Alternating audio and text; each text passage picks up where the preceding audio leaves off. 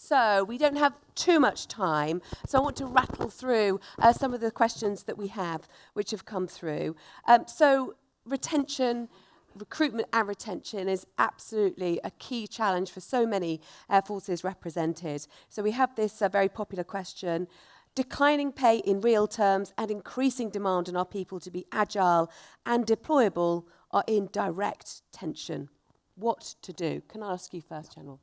Well, thank you for that. I think when we think about recruiting and retaining our force, I think we need to look back the last couple decades, at least in the United States Air Force. After 9/11, there was this tendency across the nation to say, we got this. The military, we've got it. And we sort of separated the military from the nation. Just go on about your business. And so it became harder and harder to connect with society and the military, because we're out fighting the war, but you act as though nothing's happened. So this getting the country ready to understand that this is a sacrifice, it's a shared sacrifice, it's what we need to do as a nation has been challenging.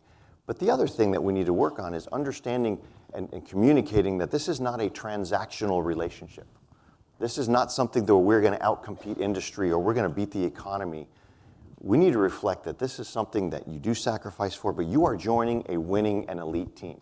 And here's what we can offer you to be on that team, and here's what we expect you to be on that team. So you move from a transactional relationship to an intrinsic value relationship. And I think that's what we need to work on more importantly, because if we're going to compete transactionally, we are going to be only as healthy as the inverse of the economy being healthy, if that makes sense.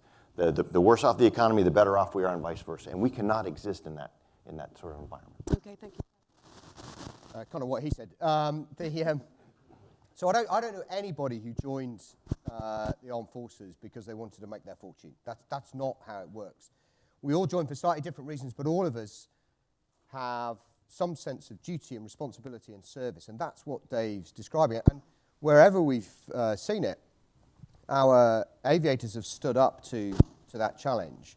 But as the Minister said, there are a whole bunch of things that affect our individuals' views of the service, and we need to recognise those things. But it starts with, as Dave said, the team that we're part of. People stay in organisations where they feel valued, where they feel heard, where they feel as though they can evolve and develop as humans and their skills. And so that, for me, is the focus for it. Right, working across a broad front to try to ensure that we think through what it is that's going to make people want to stay, but equally recognising that nobody's going to get rich working in the armed forces, so that service and making people feel valued is what really matters. What did you make of the approach from Norway and Nordic Air Chiefs and offering greater flexibility, even like to the extent of oil rig workers, for example? Is that something that could work? I'm not quite sure whose mic's playing up here, but... Mine. Right. I'm not sure what's going on here, but thanks very much. So I'm not going to get drawn into a question about conscription, which is, I know exactly what you were trying to do. But but to Dave's point, there is a connection that's required between the armed forces and society. So I think part of this solution will be much greater use of reserves in the future, but also it starts with explaining what we do so that our young people can look at it and think, I want to be part of that. I want to defend our country. I want to defend our people, our interests around the world. And I think through that, there are a whole bunch of different models that we can work on, whether it's through our reserves and cadet forces, that will help us engage with society and attract them into the Air Force. And we're seeing really good statistics, 25% plus increase in expressions of interest, over 40% more applicants to the Air Force this year than the previous year. So there are positive signs. But as I said, it's going to require constant effort. Thank you very much. The question for you, General, many of the challenges, actually, that's just gone, but here it is. Is there a risk to resilience if a future system shares a common DNA? Yeah. I thought about that as I was developing the slides, and it is a good question. There is always risk, but I do believe that now with the advent of multi-level security and different protocols and zero trust type of approaches, there is a way that we can both satisfy the ability to share as well as the ability to protect. And I think we're seeing some of that in the way that we're developing our entire NGAP family of system, which includes collaborative combat aircraft, and this sandbox that you play in that has a reference architecture that is common to many, and so many can come and play in that shared architecture while still preserving the proprietary value, if you will, of your own kit. So I think it's easier with software than with hardware, quite frankly, and I think that's something we're going to have to lean into, but I think it's very doable. Thanks very much. So there has been a recent message, and this comes to the point that you just made earlier about you've had a higher number of applications to the RAF. A recent message from HQ Air to frontline command was, we're through the worst of our recruitment and retention issues. Is this really the case, and are you just trying to send a good message here, or a less worse message? So we're definitely not through it. That's my whole point. I've definitely never said that. So whoever thinks that, I didn't say that. I found as chief, actually, people think you said things you haven't said. No, this is going to take years to turn around, and it's a constant effort. Our performance in recruitment and retention has to outperform, over the next few years, has to outperform everything we've done over the past decade. That's how hard this is. But we've got to do it. We owe it to the country to do it. So no, things might be improving, but we are nowhere near there yet. So this is going to require constant effort. And were you reassured by what the Armed Forces Minister had to say about that? Yeah, very much so. Yeah, really good. So this is a question which has come through from Colonel Deflo from France. We're looking at making sure the best of today's technology is made available for today, but we face a long regulatory process. Do you think we can change our approach on airworthiness and risk acceptance to accelerate new capacities integration to timely respond to threats? Yes. Short answer. So we've been doing some work on a thing we describe as high-risk capability, and it's recognising that when you get into a conflict, your risk judgments and balance between opportunity, kind of benefit and risk changes. So quite a lot of the cost that comes with bringing a new capability into service is driven by certification and assurance and to built to last, exactly as Dave describes. And we've seen, actually, through some brilliant work that the Military Aviation Authority has been doing to support the development of drones and their use in Ukraine, how we can use the same kind of analysis but come to different judgments and conclusions if we conclude that we're not going to try to operate those assets in UK airspace, for example. And what we know is quite a lot of these things we're only ever going to train with in the simulator, and then we're going to use them for real. And if we do that, then you can take out orders of magnitude of cost and increase the pace at which you can deliver them into service. It carries with it some risk, but my point is you can accept that level of risk in an environment where the operational imperatives are really significant. So yeah, we can definitely do that. I would like to add on to that, because Rich said it very well, but this idea of risk, and it was sort of what I was trying to allude to as well. When you have a seminal event that it wakes up a nation, or you understand the consequences and the change in the environment, I would say we haven't had one of those for a while. And so risk is really all about the value versus the downside of the consequences of it. But if you haven't come to grips with the fact that the environment is changing and the risk of inaction is going up, it's easy to hang on to those old risk paradigms and say, well, this isn't the way we used to do it, and I know that in the past X, Y, or Z. But you have to recognize that the risk of inaction, that whole risk equation has changed, and until we come to a collective understanding, we're going to constantly be fighting questions like that, because change is hard, but we have to open our eyes and look at the risk of inaction, and risk to share is no longer as high as it was before, and we've seen that. So there's a question on the challenges here in operating internationally or as part of a large alliance. So the question is, this is in the ability to share information and data. So how do you view what needs to change here and what means there is to improve information sharing? To the latter, I think the need to improve in information sharing is fundamental, and it goes across the board. But the manner in which you do it, it needs to give comfort to those who believe that they're accepting risk. And so whether it's a step-by-step approach, but we better take those steps faster and faster, we need to be able to have the mitigating factors and understand the source of the cost that people are not willing to bear versus the benefits. And until we do that, we're still going to be stuck in the old paradigm. But I think there are ways we can take the steps. I mean, when we look at the information sharing, I mean, for God's sake, what happened just ahead of the Ukraine war was interesting. And that's information intelligence sharing and all sorts of other things. But one could look back and say that was some of the best risk we've taken in a long time. Because absent that, there might have been a little bit more of a fait accompli. And so I think understanding which steps, what is the true source, the actual source of the potential cost, and addressing that, and then once you can assuage those concerns, then you go that step, and when you see that, well, okay, the Earth didn't stop rotating, let's move to the next step, et cetera. I think that's how we have to move our way through it, but quickly.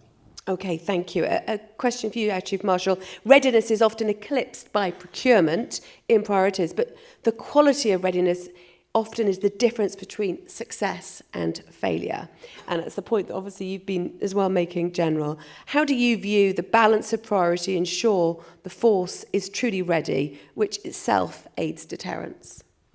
Well, I tried to cover that in my remarks. So deterrence has to work all of the time, and so we have to deter with what we've got, as well as think about the actions we're taking to evolve that capability to deal with that changing threat. So, like all things in life, it actually is a difficult balance and a trade-off that you have to constantly make, because you kind of want both, right? You want high readiness, operational readiness now, but also you want to make sure that your equipment is being developed and ready for the future. There are a few things, though, that are changing in access to technology which enable that to happen more effectively. I talked about the need for us to get more out of what we've got, and that's about enhancing productivity, it's about investing in some of the enablers. But as we see our capability increasingly delivered through adjustments to software-defined, the software wrapped around the platforms wrapped around the software, that will provide us with a means of constantly upgrading and developing our capability. And we already do that really impressively. And the UK is a real leader in this in terms of electronic warfare. Our ability to learn from what our assets tell us as they're in the battle space, to adjust our programs and our software so that the next mission we're better able to see and understand the electromagnetic environment. So I think that the challenge is we need to do both.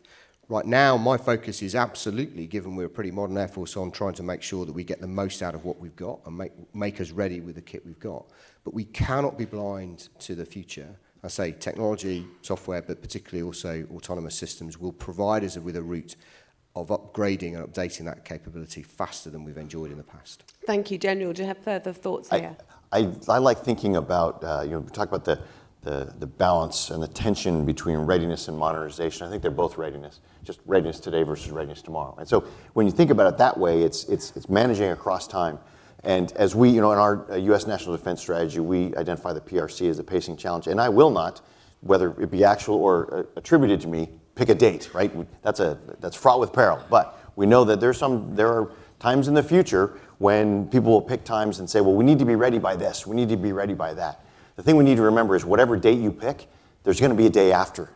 And the more you focus everything on that date, you're going to be less ready the day after. So it has to be across time, which is why understanding and appreciating the fact that we still have a bunch of legacy force that is still, it's harder to update and modernize in the way we need to. My focus is, let's just not build new kit that way.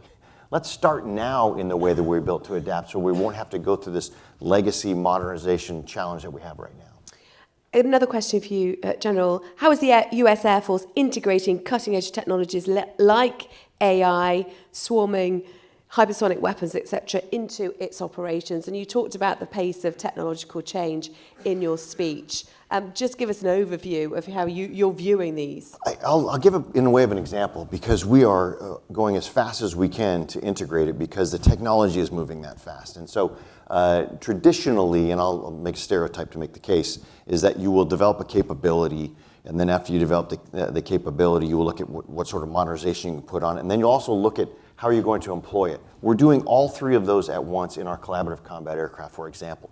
We are already down selecting to two companies to build the platform. At the same time, we are investing in the autonomy, and you probably saw very famously our secretary went up in one of the F-16s that had the autonomy, one of the companies that's developing the autonomy baked into it. And so we're developing the autonomy at the same time, and at the same time we have money invested in an experimental operational unit at the same time to figure out, when this all comes together, how fast can we bring that speed to ramp and make operational capability out of it. But integrating artificial intelligence and autonomy into our systems, not only into our new systems, but how do we now reverse engineer that into our legacy system to something we're moving as fast as we can. But it's simultaneity rather than in parallel, in serial. Thank you. And on a similar theme, Sir Rich, how would you address the invest R&D versus productivity ratio that you highlighted in your speech? How do you balance this conundrum, manage risk, particularly for capability investment, return on investment longer term,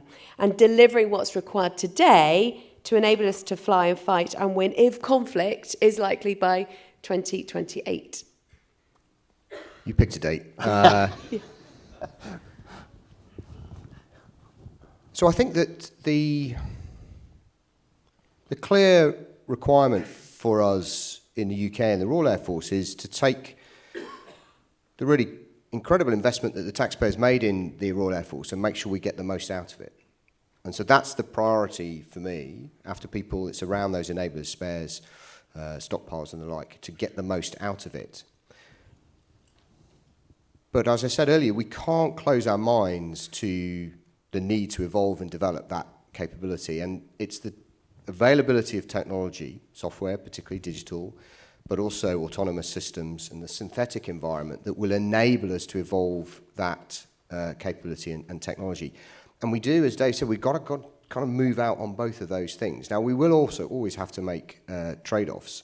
And in the short term, I'll trade off, my priority will be around people, infrastructure enablers first, and then working out how we, through the use of open architectures, open systems, exploitation of digital, synthetic environment, and autonomous systems, enhance that capability in a more affordable fashion. Okay, thank you.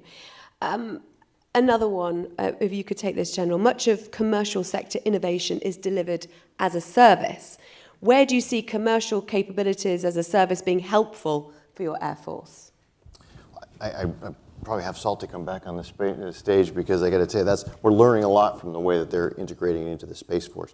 But I think there are elements of AI and the development of the autonomy separate from the military application, just the development and the use cases of it. I think that is really where we're seeing a lot of that happen. That's probably where we're most invested in learning from that together, is in the sort of the autonomy and AI space. When we talk about human-machine teaming, I think that's where our United States Air Force needs to go in the future. Collaborative combat aircraft are part of it, but when we think about human-machine teaming, a lot of times we think about what can the machines do better that can sort of offload our time or whatever, but there's human performance optimization that can happen with human-machine teaming, and a lot of that is being done in the fitness space, in the wellness space, and those sort of things can be adaptable to how we can make sure that we can be better accountable and understand our own human performance, because that any edge we can get, we'll take, and I think that's another area we're very interested in investing in. Okay, well, Could I just add very quickly onto that? So I think one of the things that's changed really dramatically in the last 30, 40 years has been the source of the technology that we employ or most likely to employ.